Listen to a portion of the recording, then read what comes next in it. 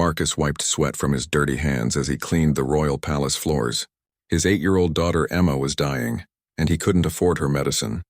Tonight would change everything when he heard Princess Isabella scream in the garden, and 3 masked men held a knife to her throat. Before watching full story, comment below from where you watching. Also like and subscribe for more stories. Marcus wiped the sweat from his forehead as he pushed the heavy cleaning cart down the marble hallway. The royal palace was beautiful, but cleaning it was hard work. He had been working here for 3 years, ever since his wife died and left him alone with his 8-year-old daughter, Emma. Every morning Marcus woke up at 5 a.m. He would make breakfast for Emma, walk her to school, then rush to the palace for his cleaning job. The pay was not much, but it was enough to keep them alive. Emma never complained. She was a smart girl who understood their situation. The other palace workers looked down on Marcus. They whispered behind his back about the poor cleaner with the sick daughter. Emma had a weak heart condition that required expensive medicine. Marcus worked overtime whenever he could, saving every penny for her treatment. Today was different. The palace was buzzing with activity. Princess Isabella, the king's only daughter, was celebrating her 18th birthday. Important people from all over the kingdom had come to the grand party. Marcus was assigned to clean the main ballroom after the celebration ended. As he worked late into the night, Marcus heard footsteps echoing through the empty halls. He ignored them, focused on his job. But then he heard something that made his blood freeze. A woman's scream. Marcus dropped his mop and ran toward the sound. In the royal garden, he saw 3 men in black masks surrounding Princess Isabella. One held a knife to her throat while the others searched her jewelry. "Please take whatever you want, but don't hurt me," the princess begged. Marcus knew he should call the guards, but there was no time. The man with the knife was getting impatient. Without thinking, Marcus picked up a garden stone and threw it at the attacker. "Leave her alone," Marcus shouted. The 3 men turned to face him. They were much bigger and stronger than the thin cleaner.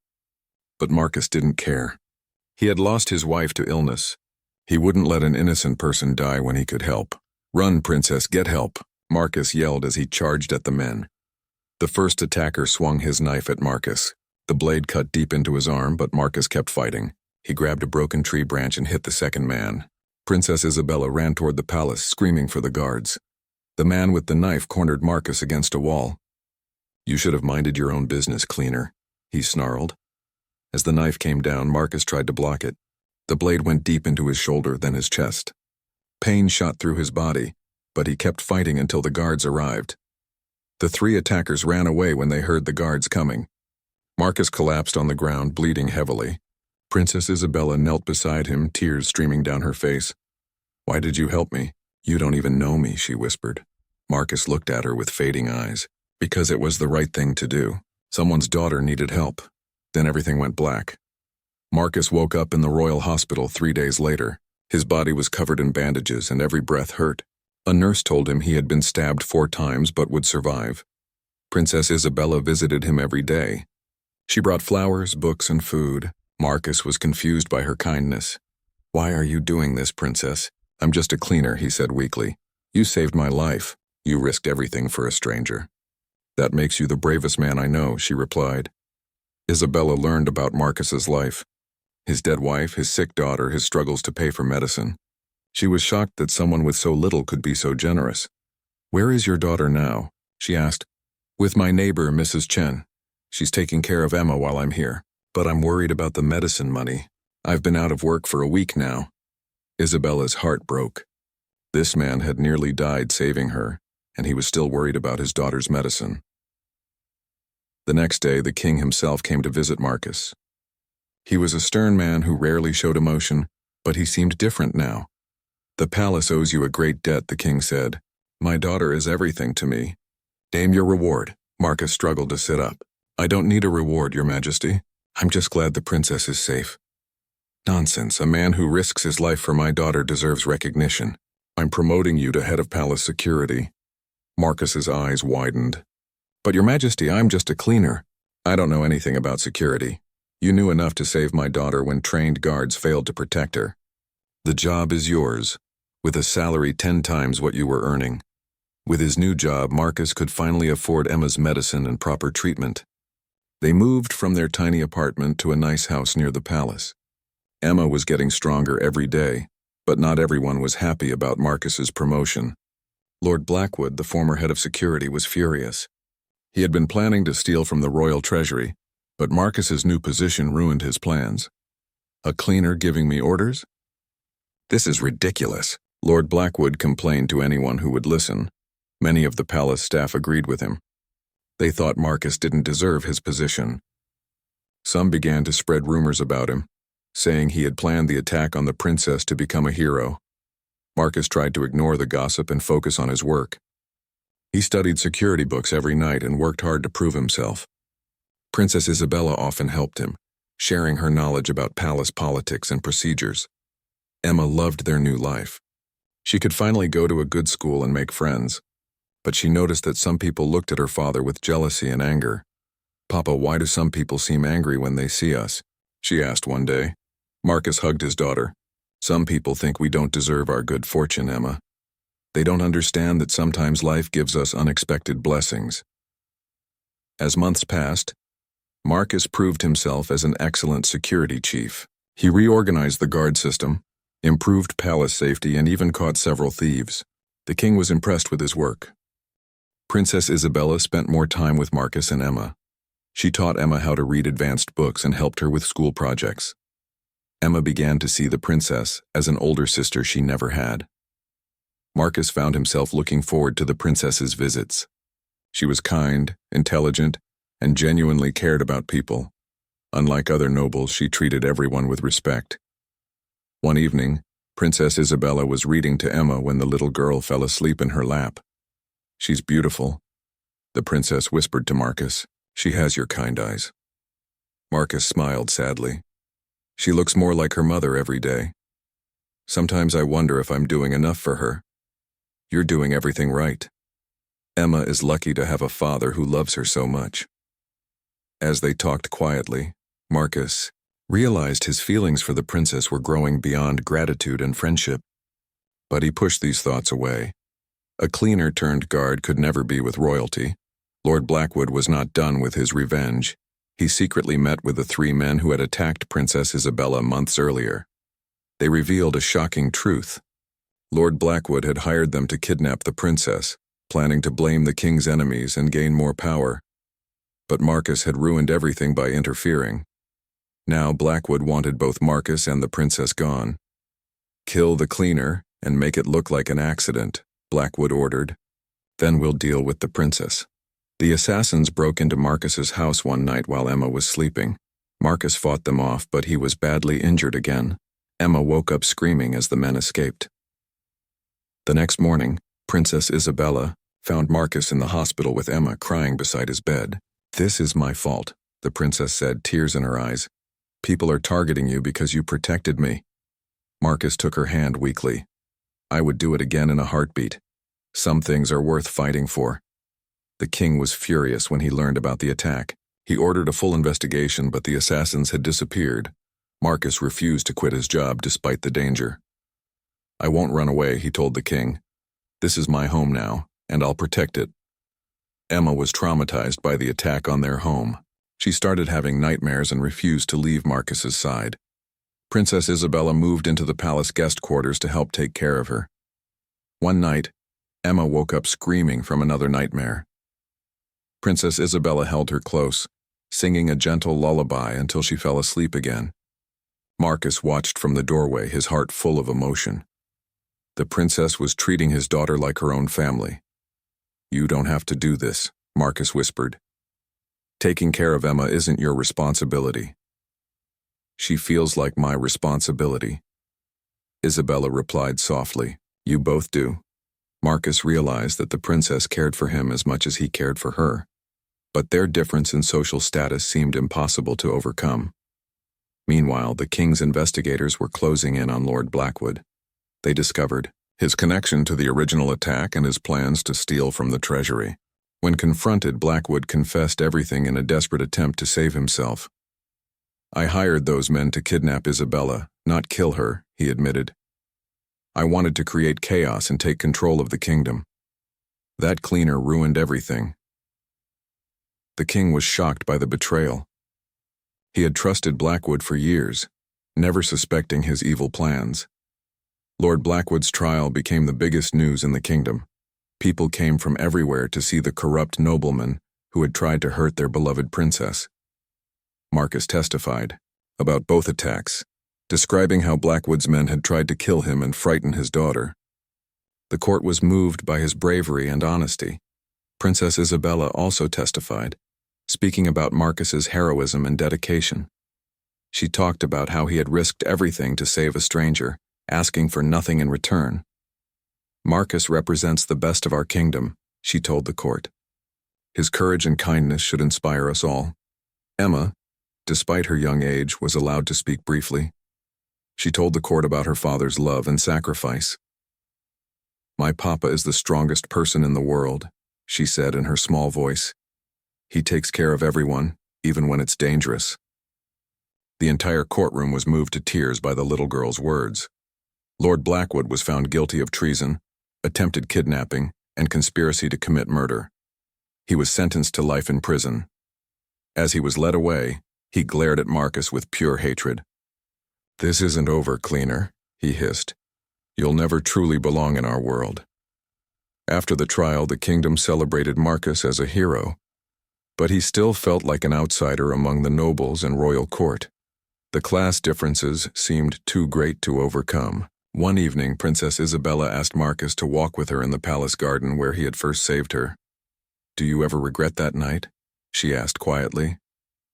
"Never," Marcus replied without hesitation. "Meeting you and Emma, getting the help she needed. It was all worth it." Isabella stopped walking and turned to face him. "Marcus, I need to tell you something. My feelings for you have grown beyond gratitude or friendship." Marcus's heart raced, but he shook his head sadly. "Princess, we're from different worlds. People already talk about how I don't belong here. I don't care what people say.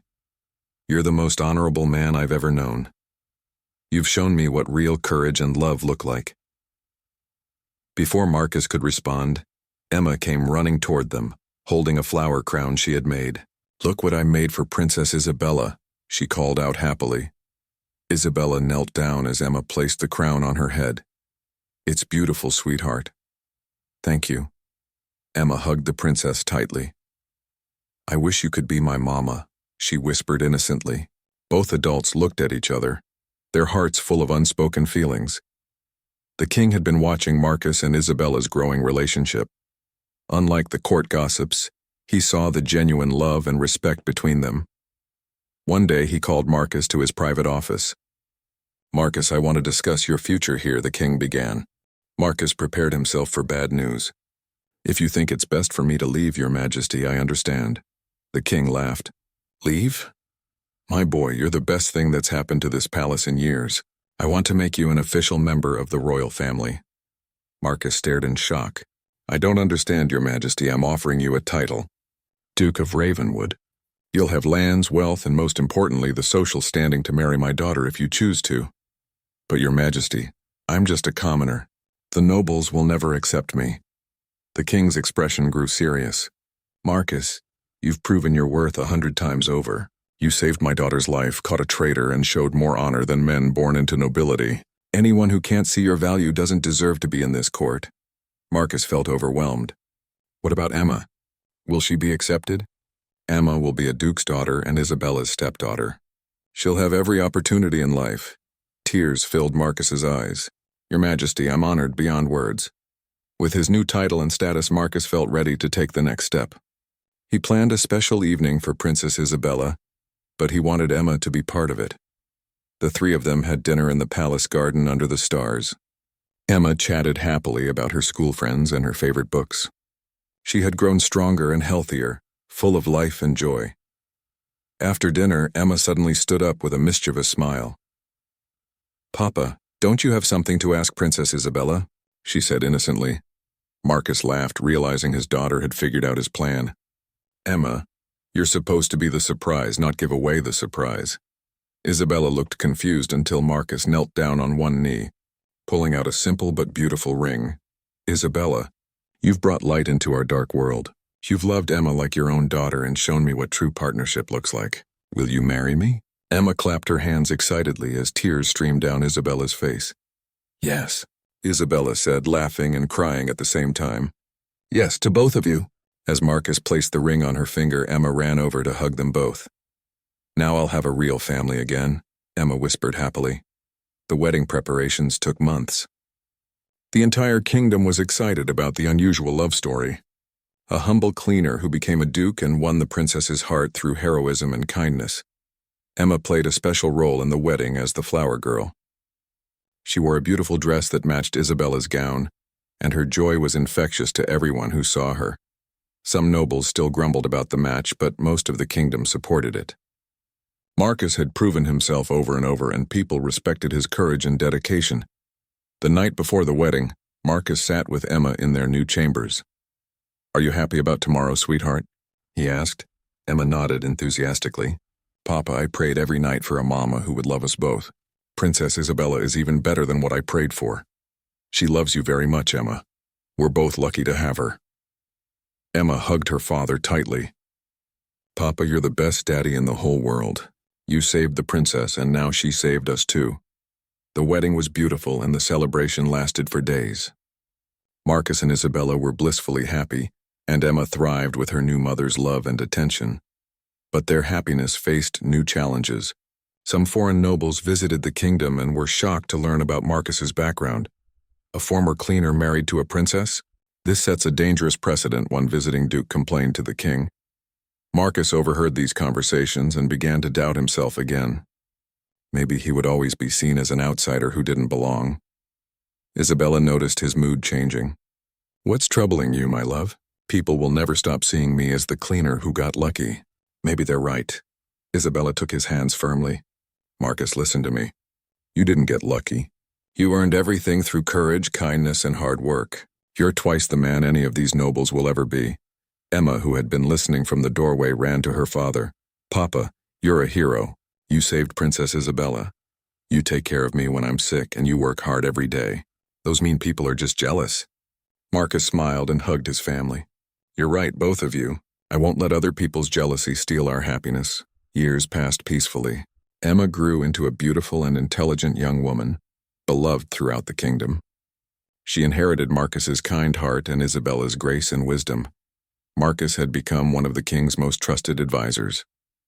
His common background helped him understand the people's needs better than the nobles who had never experienced hardship.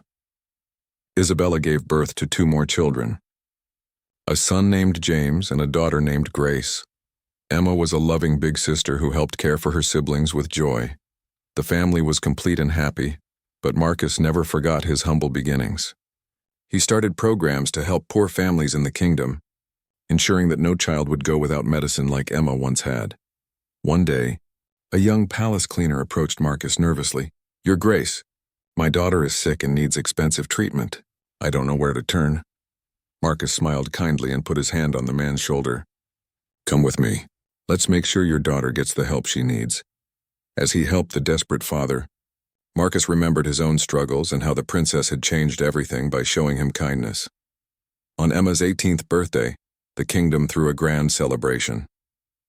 She had grown into a remarkable young woman, beautiful, intelligent, and compassionate like her stepmother, but with her father's courage and determination.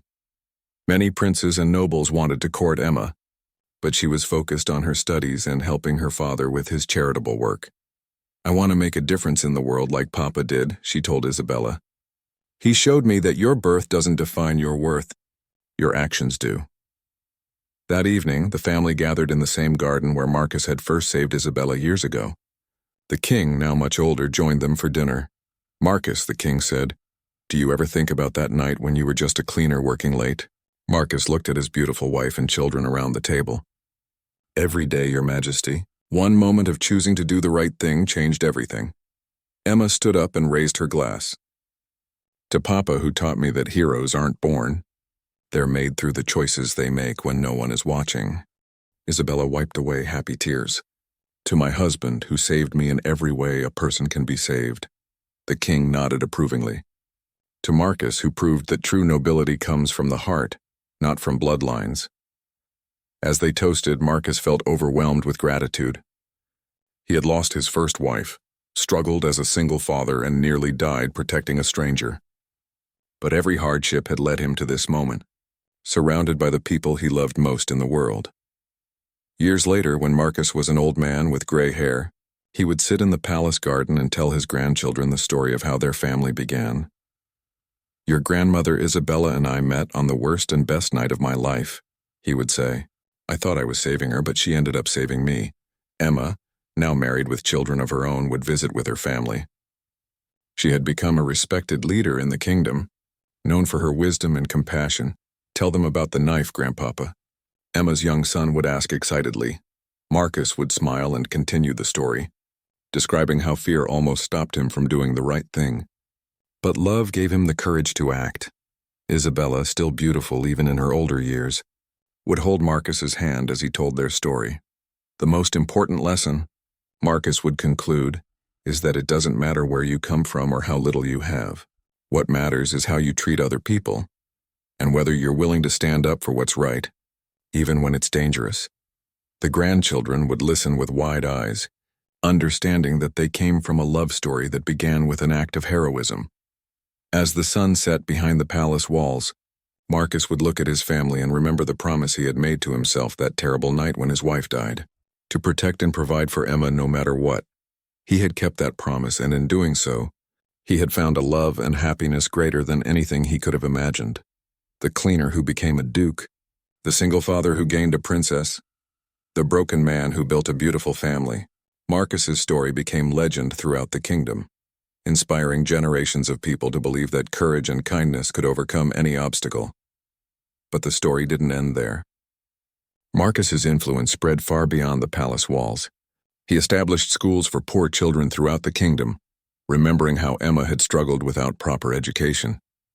These schools became known as guardian schools, teaching not just reading and writing, but also the values of courage, kindness, and standing up for others.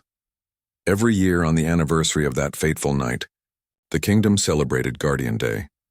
People would gather in town squares to hear stories of everyday heroes who had made sacrifices for others.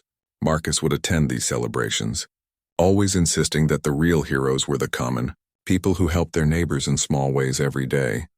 Emma grew up to become a brilliant scholar and eventually established the first hospital in the kingdom specifically for treating children with heart conditions. She named it the Sarah Memorial Hospital after her mother.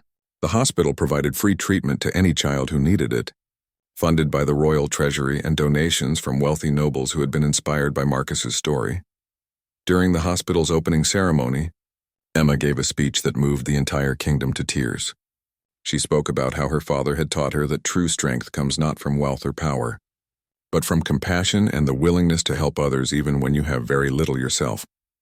Meanwhile, James and Grace, Marcus and Isabella's younger children, grew up knowing they were different from other royal children. They spent their summers working in the kingdom's farms and workshops, learning about the lives of common people. Isabella insisted that her children understand the value of hard work and never forget where their family's fortune had truly come from. James became a skilled military leader but refused to fight in wars of conquest. Instead, he focused on defending the kingdom's borders and protecting trade routes from bandits. He always said that his father had taught him that true victory comes from protecting the innocent, not from conquering others.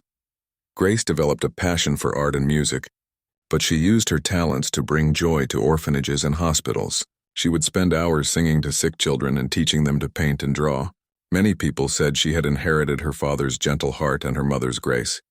The kingdom prospered under this new philosophy of leadership through service. Other kingdoms began to send ambassadors to learn about the Guardian Way, as it came to be called. Some kings were skeptical that a kingdom could be strong while prioritizing kindness, but the results spoke for themselves. Crime rates dropped, trade flourished, and the people were genuinely happy. Marcus often reflected on how different his life could have been if he had chosen to walk away that night. If he had decided that it wasn't his problem, that he was just a cleaner who couldn't make a difference. But he had learned that sometimes the smallest actions can create the biggest changes. One particular evening, many years after his wedding, Marcus was walking through the market square when he heard a commotion. A group of teenage boys were bullying a younger child, demanding his lunch money. Most adults walked by, not wanting to get involved, But Marcus remembered being that scared child, and he remembered being the man who almost walked away. He approached the bullies calmly but firmly. "Gentlemen," he said in his quiet but authoritative voice, "I think you have somewhere else to be." The boys recognized him immediately. Everyone in the kingdom knew the story of Duke Marcus, the cleaner who had become royalty. They scattered quickly, embarrassed to have been caught by their hero acting in such a dishonorable way. The young child looked up at Marcus with tears in his eyes. "Thank you, Your Grace. They take my money every day and I'm too scared to tell anyone." Marcus knelt down to the boy's level. "What's your name, son?" "Tommy, sir. My father works in the mines and my mother washes clothes. We don't have much money, but she always makes sure I have lunch." Marcus smiled and placed a gentle hand on Tommy's shoulder. "Tommy, let me tell you something important. It doesn't matter how much money your family has or what job your parents do. What matters is that they love you, and that you grow up to be a good person. And good people stand up for what's right even when it's scary." He gave Tommy some coins for his lunch and walked him safely to school. But more importantly, he spent time teaching the boy how to stand up for himself and when to ask for help. That incident reminded Marcus of why he had fought so hard to change things in the kingdom. It wasn't enough to just improve his own life and Emma's. He wanted to create a world where every child could feel safe and protected. As Marcus grew older, he began writing down his experiences and the lessons he had learned. His book, titled From Cleaner to Crown, became required reading in schools throughout the kingdom. In it, he wrote about the importance of making moral choices even when they're difficult, about the power of love to transform lives, and about how anyone can be a hero if they choose to care about others. The book's most famous passage read, "I was not born brave. I was born scared, poor, and alone. But I learned that courage is not the absence of fear. It is the decision to do what's right despite being afraid." Every person has the capacity for greatness, not because of their birth or their wealth, but because of their choices. Isabella often found Marcus in his study late at night, writing letters to people who had written to him asking for advice. Parents struggling to raise children alone, workers facing unfair treatment, young people wondering if they could make a difference in the world. Marcus answered every letter personally, sharing his wisdom and encouragement. One letter particularly touched his heart. It was from a young woman named Sarah, whose father had died in a mining accident. She was working as a servant in a noble's house to support her sick mother and younger brothers. She wrote that reading Marcus's story had given her hope that her life could improve if she remained honest and hardworking. Marcus not only wrote back to Sarah but also arranged for her to receive training as a teacher.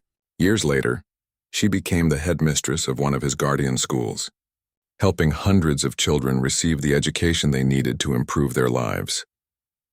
These were the moments that meant the most to Marcus. Not the grand ceremonies or the royal titles, but the quiet opportunities to help individual people believe in themselves and their potential. As Emma's children grew up, they loved hearing stories about their grandfather's adventures, but their favorite stories weren't about the dramatic knife fight or the royal wedding. They loved hearing about the small kindnesses, how Marcus would sneak extra food to hungry palace workers, how he would stay late to help new employees learn their jobs, how he would visit sick children in the hospital even when no one was watching. You see, their grandmother Isabella would tell them, "Your grandfather understood that being a hero isn't about one big moment. It's about choosing to be kind and brave every single day, in big ways and small ways." The children would nod solemnly, understanding that they carried a special responsibility. They were not just royal children. They were the legacy of a man who had proven that anyone could change the world through love and courage. Even in his final years, Marcus continued to make rounds through the kingdom, checking on his schools, visiting his hospitals, and talking to people about their problems and dreams. He never stopped being amazed by the capacity for goodness he found in ordinary people. When Marcus was very old and could no longer travel as much, people would come to the palace just to meet him and hear his story in person. He would sit in the garden where it all began, surrounded by the flowers that Isabella had planted to commemorate their first meeting, and he would share his wisdom with anyone who wanted to listen. And in the palace garden where it all began, flowers still bloom every spring, as if nature itself remembers the night when a simple act of bravery changed everything, proving that sometimes the greatest love stories begin with the words, "Leave her alone."